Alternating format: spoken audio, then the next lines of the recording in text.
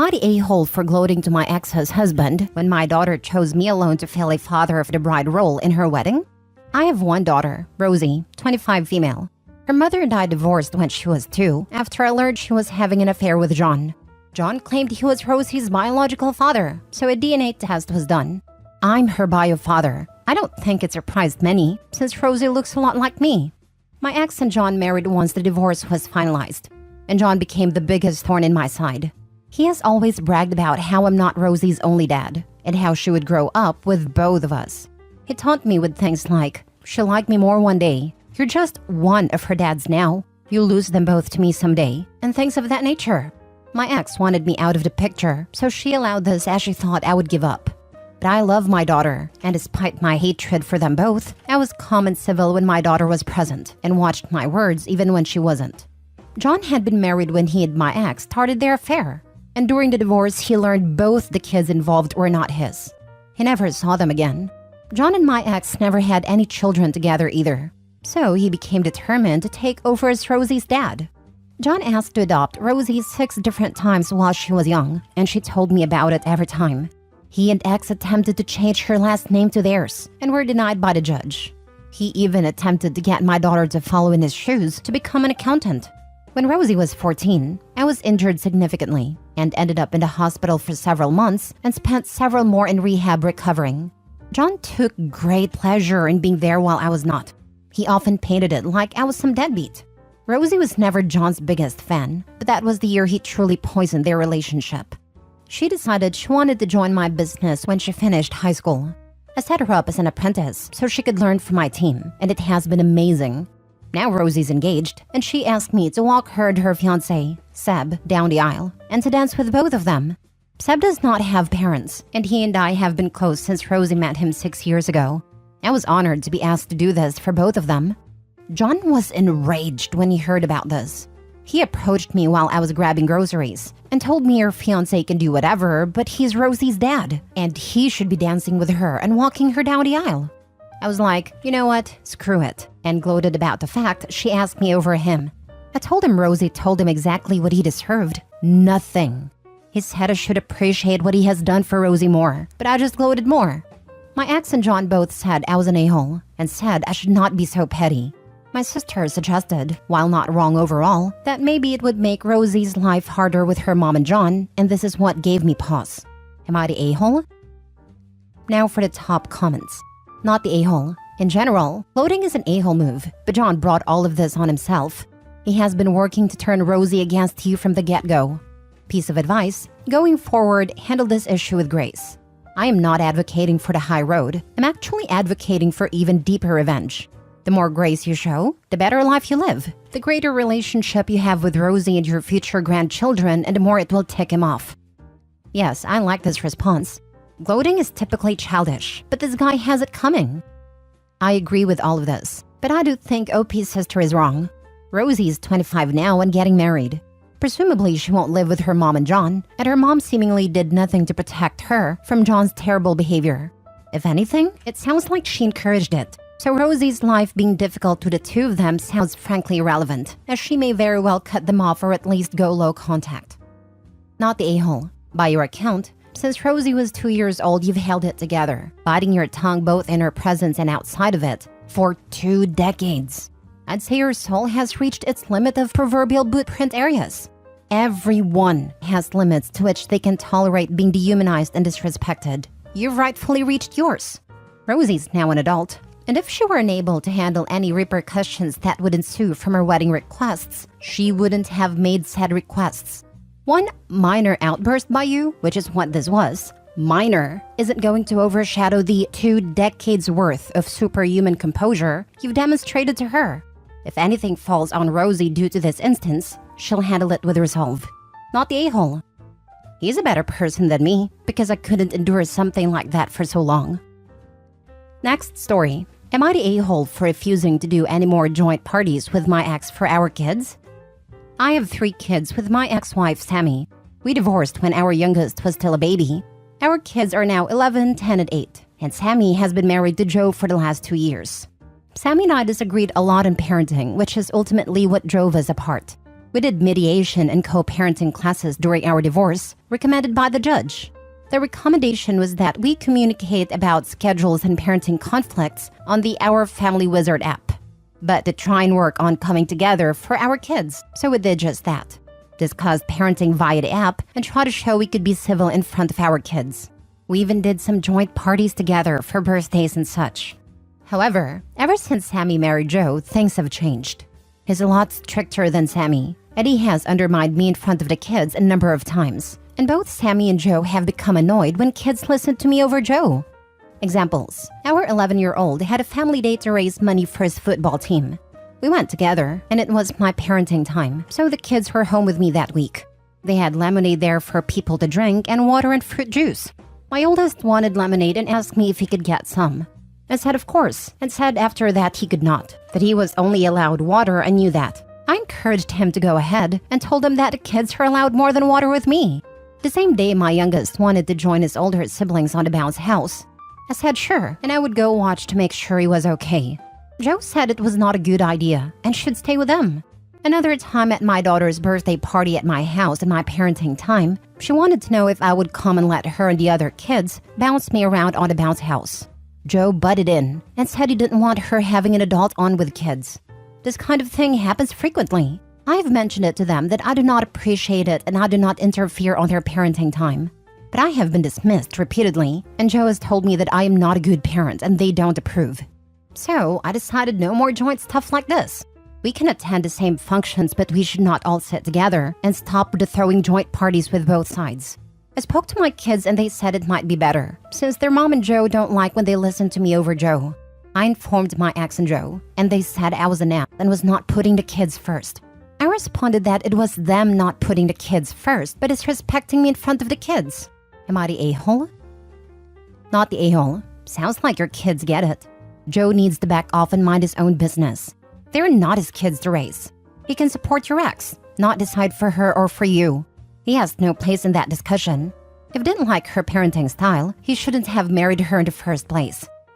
Yeah, and him undermining OP's parenting right in front of him feels like power play of sorts. It's disrespectful and ultimately not in the best interest of the kids. Yeah, it puts the kids in an unwinnable situation. Either they agree with their dad and are in trouble with Mom and Joe, or they listen to Joe and now Dad's annoyed. If anything, OP, you are doing this to explicitly put the kids first, because having them in the middle of your and Joe's parenting arguments is dumb and stressful. Exactly. It's exhausting for everyone involved. In this case, it seems like a complete separation is the easiest for everyone. I would also suggest that whoever custody time it is during these special events should make the rules. So if it is OP's parenting time, he gets to decide what the kids will drink. If it is Mom's time, Mom and Joe can decide. My advice to OP would be to communicate this with Mom and Joe via the app, so that everyone all has the same info and the courts can assess it, if needed. Consult a lawyer. You might not want to change custody right now, but you need to document everything. I think your wife will be consulting a lawyer too, claiming you're the bad parent. My lawyer is already aware, and documentation has been started. Next story. Am I the a-hole for confronting my ex-husband's new wife over her treatment of my daughter? I, 38 female, find myself in a complicated situation involving my ex-husband, 40 male, and his new wife, 35 female. We divorced 5 years ago, and while our marriage ended, our priority has always been our 10-year-old daughter, Lily.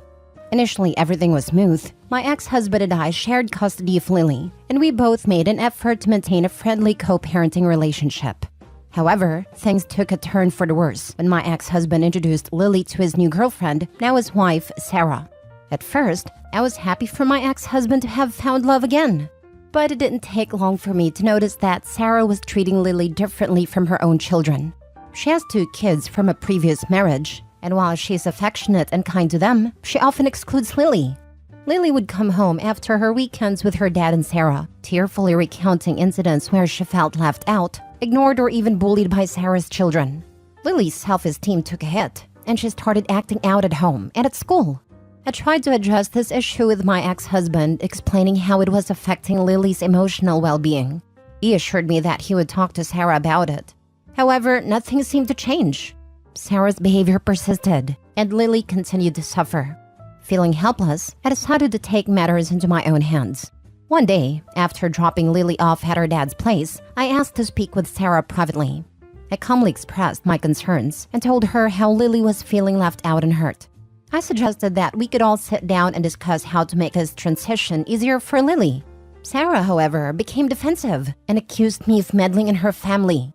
She even insinuated that I was trying to drive a wedge between her and my ex-husband. Our conversation quickly escalated into an argument, with neither of us willing to back down. After that confrontation, my ex-husband and I had a heated discussion. He accused me of causing problems in his new marriage and demanded that I stay out of his business. I argued that our daughter's well-being should be our top priority, and I couldn't ignore her pain. In the end, my ex-husband and I haven't spoken since that argument. Lily's situation hasn't improved, and I can't help but wonder if I should have handled things differently. Am I the a-hole for confronting my ex-husband's new wife over her treatment of my daughter, even if it strained our co-parenting relationship and led to further tensions in their marriage? Now for the comments. Not the a-hole. Our daughter's well-being should be our top priority. Unfortunately, only one of you thinks this. Time to get evidence. Have daughter keep a diary and you keep a written log of everything she tells you, and get a solicitor. Time to go back to court. Keep a diary and see a psychologist who can speak on her behalf in case the judge won't listen to a child. This is how I finally got to stop visiting my abusive sperm donor father and his awful wife. Not the a-hole. I can't help but wonder if I should have handled things differently. I'm struggling to think of other ways you could have approached this.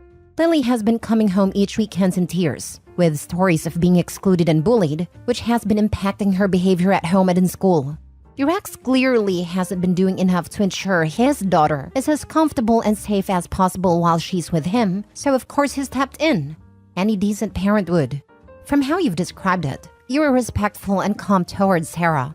It was her who chose to escalate this into an argument, and it is your ex's choice to back her up. The fact this is causing tension between them is of no concern to you either.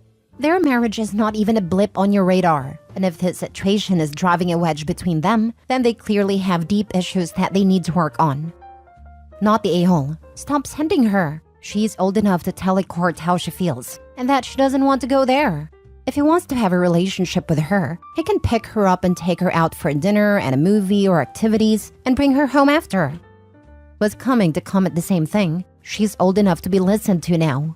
Simply stop sending her, and when he asks, explain how his new family is taking priority over his daughter, and she doesn't feel comfortable there anymore.